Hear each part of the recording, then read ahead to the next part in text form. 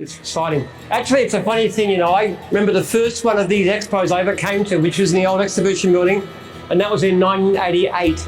And at that stage, I was not a franchisor. I actually had a business that you're building up and selling lawn mowing rounds. I had a few subbies and stuff, and we had no uniforms and no signage and no logos and everything.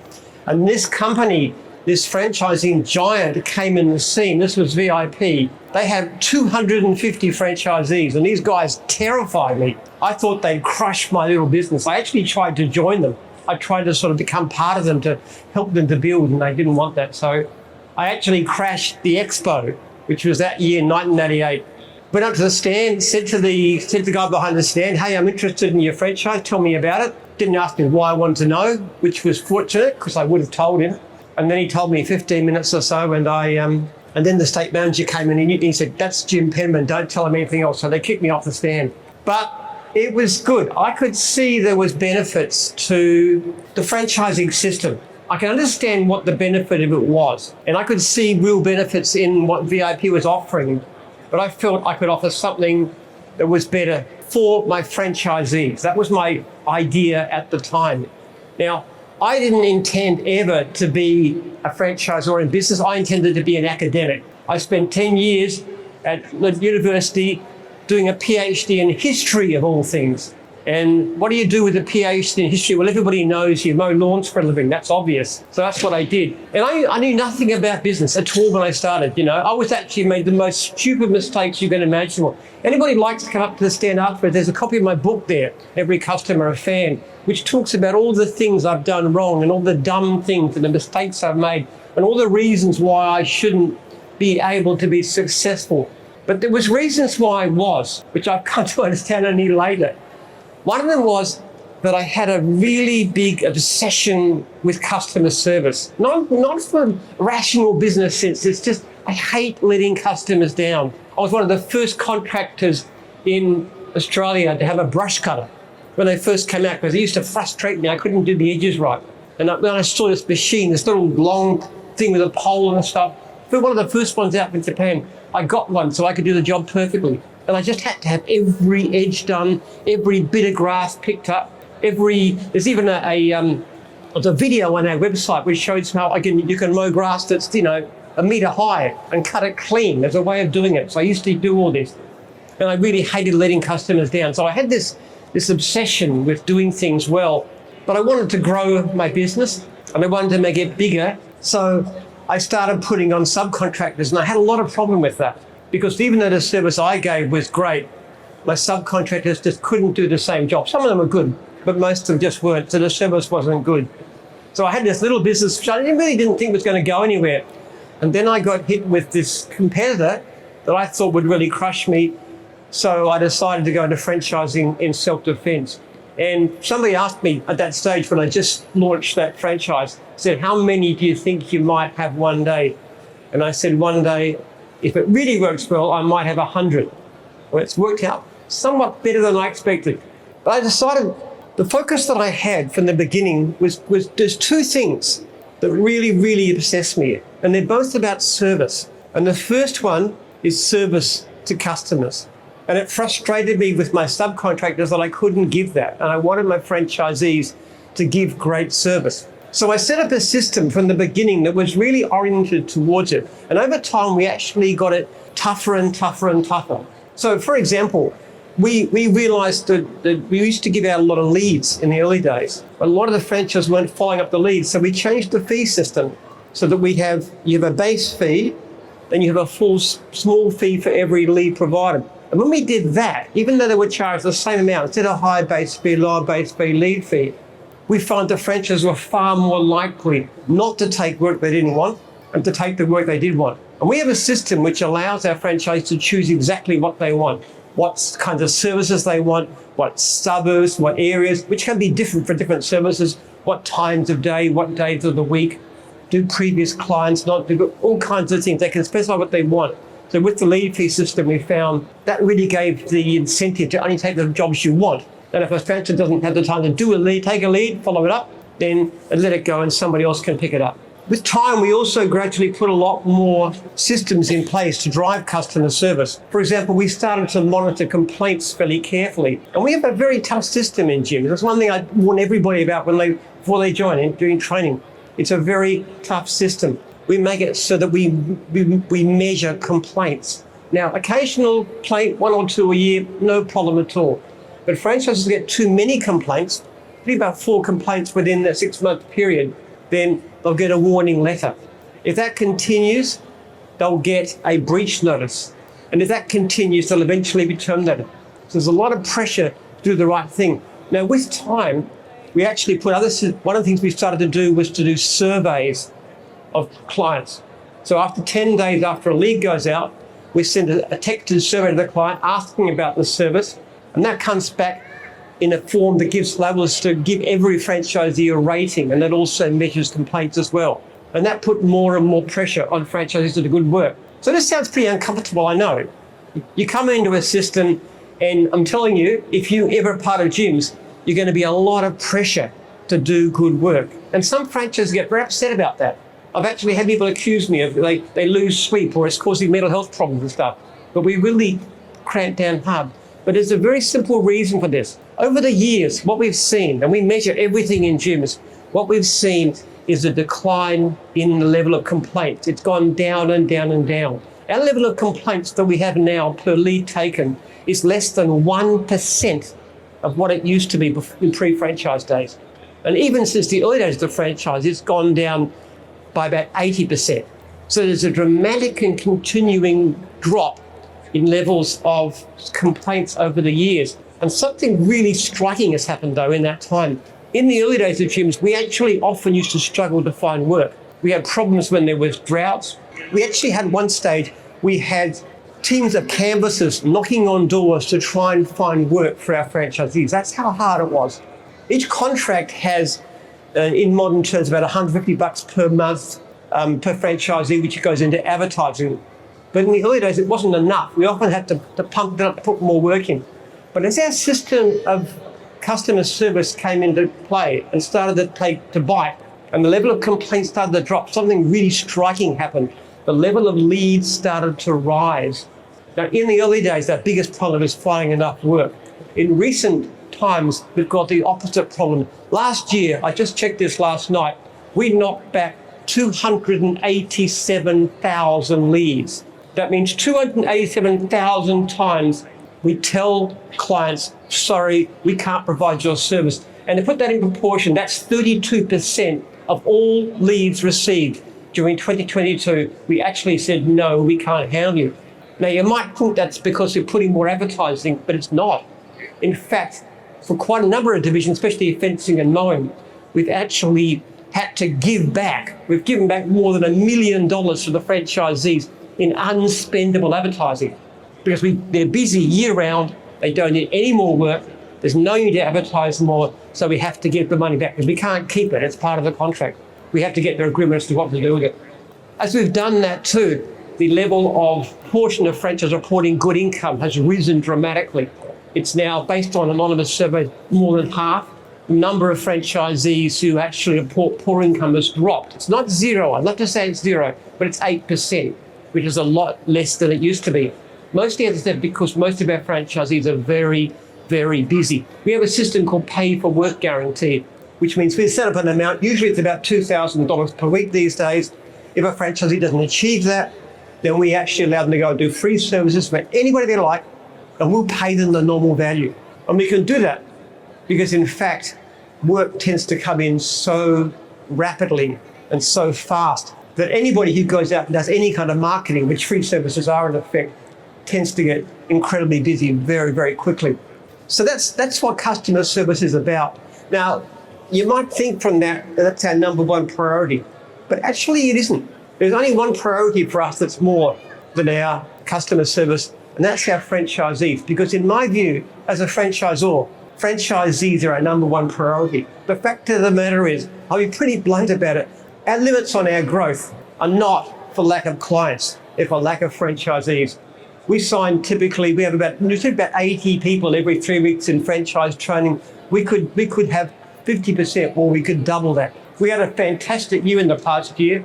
We've grown from about 3,800 just before COVID to nearly 5,000 now. We're growing quite fast, but the actual level of work out there is rising even faster. And you know, one of the striking things we can do too about this, it's not just the fact that we are getting more leads, but we're able to charge more. By having a reputation for service, we can actually charge more. In fact, we tell our franchisees frequently, don't compete on price. Charge at least 10% more than the opposition. We are not cheap as chips, we are the quality of service. Because one of my most fundamental ways of understanding business, the best way to succeed in business is not to compete on price, rush for the job, but do a fantastic job, fantastic service, do everything right by the customer, and then charge more. Because the service industry is a fantastic industry to be involved with. We actually have a system that's unique in the world of franchising in terms of franchisee empowerment too. Our franchise system gives franchisees an absolute right of first refusal to any lead that comes into their territory, but we allow our franchisees to work whenever they want to. And the only thing they can't do is door knock somebody else's territory. That's what the franchise asked us to. They can have a business that has as many employees they like. The base fee doesn't change. We've got franchisees turning over more than $1 million a year. They pay the same base fee as somebody turning over $3,000 a week, which is more typical. Our franchisees have extraordinary rights. We cannot, by contract, take their customers off them unless their customer complains. If they want to sell the right to customers, they can, which a business like mowing and cleaning and dog wash and so forth is very important, right? But we cannot take them off them. Our franchisees have the right to veto changes to their own manual. You might have heard of some of the scandals that go on in franchising. Doesn't happen with us. If franchisees don't like a change to the contract we propose, they can knock it back, and they have done that in the past too. Our franchisees can move to a different franchisor. If they don't think they're getting good service from a particular franchisor, they go to the neighbouring franchisor, say, I want to come to you. Franchise has to accept them, which they normally would. Their own franchisor has no say. So basically they become clients of the franchisor. Most powerful of all, our franchisees can vote out their own franchisor. Now, we have regional franchisors for the most part, but to the extent that I'm a franchisor, direct franchisor, they can vote me out as well. So there's a power there that no other franchise system in the have. Plus, of course, our franchisees have an absolute right of renewal of their contract without any further cost. All these are built in. A system that we've developed is there. It's very tough. It puts a lot of pressure on franchisees to do the right thing. And we want to explain that to people up front. We do not gild the lily. We say, look, if you come to us, we have very high standards. Sometimes you will find a lot of pressure to perform. You're not going to like getting complaints because we respond very forcefully and strongly to them. We have all sorts of coaching systems and everything else to make sure we do.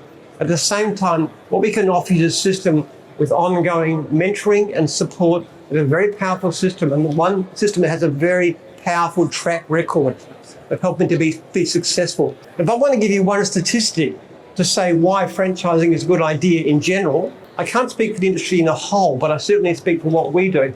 If you were to go into a cleaning or a gardening business similar to what we do as an independent, does anybody have any idea what your chances of success would be as an independent?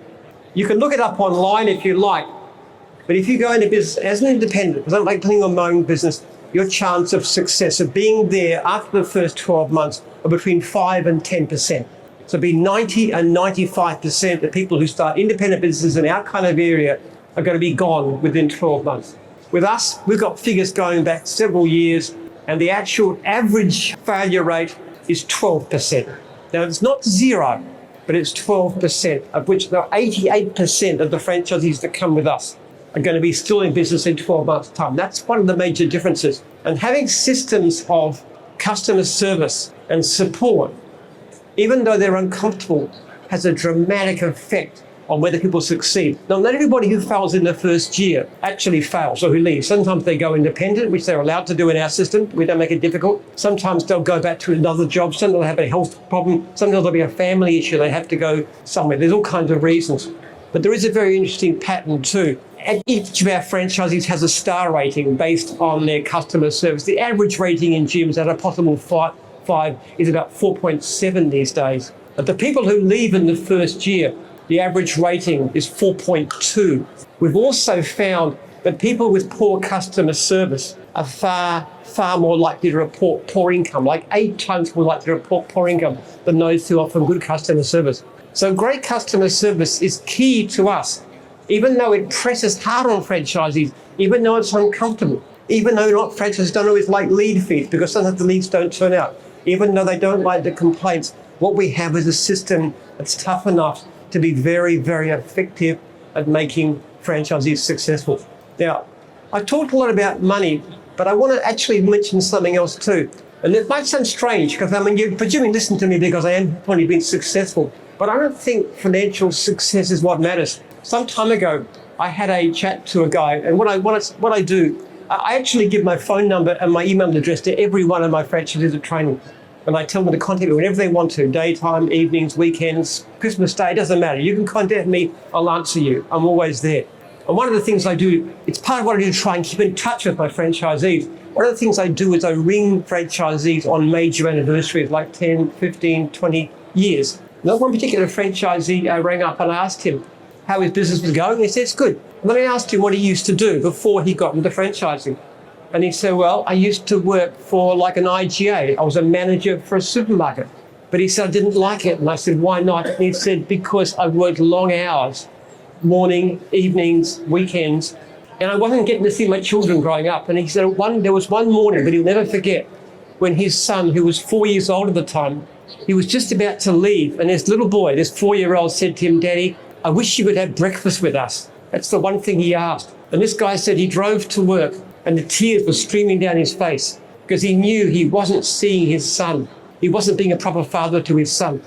And he got to work and he actually, very shortly after he resigned his job, he bought a Jim's franchise, actually a mowing one.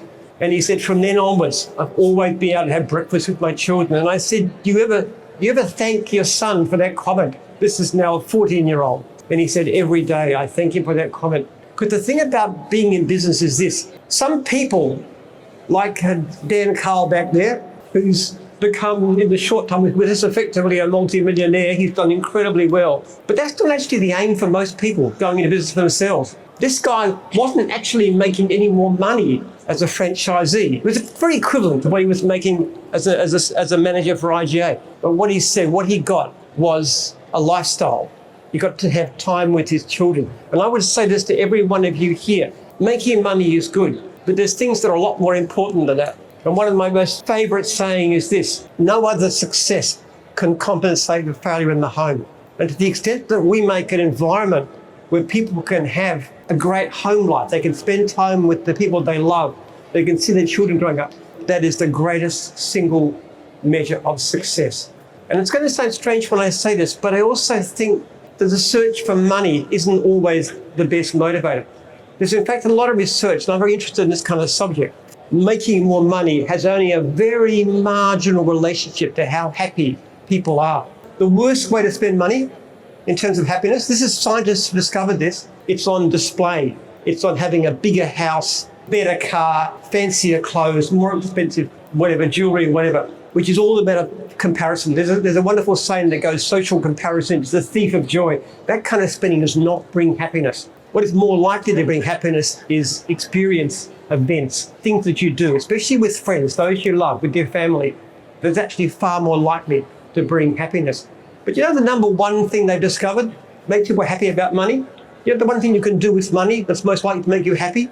You give it away to a cause that you're actually involved in. And what I do with my money, you know, last year, I'm 70, but turned 71 years old. Late last year, for the first time, I bought myself a new car, my first time ever, because I want an electric vehicle. And if you can look at what I wear, my clothes are basically from Kmart. I don't dress up and so forth, but I have a research program. And something like 80+% of my personal drawings for the business goes into funding a research program into how we can cure ills like addiction and alcoholism and child abuse and those kinds of things it's a research into epigenetics. That's basically what life is about. So come and listen to me because I've got money and I've been successful, and yeah, you can look at this, but at the same time, let me tell you, it's not number one, and it shouldn't be in your lives either. You're in business for the sake of looking after your family, but achieving great things in the world. something that you can have time for. And that's why having your own business is such a great idea. The most challenging problem is finding good people. I honestly tell you, I have made, if you read my book, and you're welcome to come and grab a copy, I have made the worst mistakes that you could possibly make. I had basically an the general manager who got together and defrauded me. Actually put me in a tax fund for $3 million penalty. I've made so many mistakes. I had the wrong person running IT for many years. Cost me millions of dollars in wasted resources. Sometimes you put the wrong person in as franchisor or to start new divisions, and that causes problems. If I had one wish for business, it would be like a magnifying glass or a looking glass that would look at somebody and say, that person is good. It's never an exact science. It just isn't. You simply got to use your judgment, lose what you've learned. I would say at the age of 70, I'm a lot more capable than I was 20, 30 years ago. I had no idea what I was doing. But look, there is one simple principle to being in business that matters more than everything else put together. In fact, I'm just about to rewrite my book into a new title. I'm thinking something like, We Are Never Good Enough. Because the great principle behind business is that you are never satisfied with anything. Nothing is good enough. Our complaints, like I said, there are 1%, less than 1% of what they used to be as a pure measure, but they're still too high. We've got new IT systems coming on later this year, I hope, which should drop complaints by at least 50% by engineering all the different ways the complaints happen and working out ways to prevent that, ways to keep an eye on things, all sorts of stuff. Every day of my life, and I include Christmas Day, Easters, Sundays, Saturdays, doesn't matter. Every day in my life, I'm asking myself one question: how can I do better? There is no level of service that is good enough for my customers, and there is particularly no level of service that's good enough for my franchisees. And that's why I like franchises ringing me. In fact, the hardest thing about getting franchisees, they think I'm so busy. You've got nearly 5,000 franchisees. I'm so busy, I won't be bothered. No, I like to be bothered because so often franchisee will contact me, they'll ring me, they'll email me, and they'll come up with a problem. And it's something that I need to change in the system. Even in the past week, I can give you an example. One of my franchisees was complaining because he wasn't getting leads from his home suburb, and I realized that his territory was set too small. So I changed it, and I changed it for the whole division, which is fencing, to make it better for him so he could get more work close to home and travel less. Just a little thing that happened about 3 days ago. But every day of my life, I'm saying, how can I improve? I love what I do. I would say there wouldn't be a person on the face of the earth who is a happier man than me. But having a sense of mission and a purpose in your life is part of happiness, isn't it? And they discovered that too. That if you just sit back and all I'm saying, I'm just going to have a good time, that doesn't create happiness. I have a very strong sense of purpose. I have a purpose in my franchisees, first of all, making them successful. One reason I would never want gyms to be a public company is because I think that will compromise that with chasing the short term. So that's a mission in my life, and that gives me great satisfaction. And I get tremendous pride when I see franchises do it. Like the story I was telling you, but I've heard hundreds of those. I hear them all the time. People that say, this is the greatest thing that ever happened. I see my family growing up. I see my kids. I've got a real life now. I've got myself financially secure. I hear these lessons all the time. It's painful when somebody fails. I'll never get used to it. I'll never stop it. But there is enormous satisfaction in seeing that I can do something to help people to succeed. But also, my sense of purpose with my research program as well. To me, happiness is not a destination, it's a progress. If you're moving towards something that's meaningful in your life, then you'll tend to be a happy person. But it's a great question. Thank you for that. I wish we had an Monopoly set to give you, because I like that one. I am not. I look it up in Google and I reckon I've got 20, 25 years to go, and I have got so much to do in the next couple of decades. And I'll tell you what, I'm keeping an eye on the medical literature. If it's possible to live forever, I will certainly be part of that. I enjoy life enormously. Life is fun. And I'm a very blessed man. But you know what the single biggest blessing in my life is? It's not having a lot of money. It's having a wonderful wife. I've been married to my wife for 22 years. We have 4 beautiful children together. I absolutely crazily adore and love my wife. We have a stormy relationship. We fight a lot, but I love her. There is nothing more important than your home, people. Don't let anybody tell you different. The chasing money for its own sake is not what life is about. Love is what it's about, relationship. And that's what creates happiness. That's what creates meaning. Doing something that you have a passion for and that you love. So I'd love to see all of you signing up as franchisees, but probably won't happen, but come across to the stand and I'd love to show you the book and sign it for you. God bless you all. Yeah.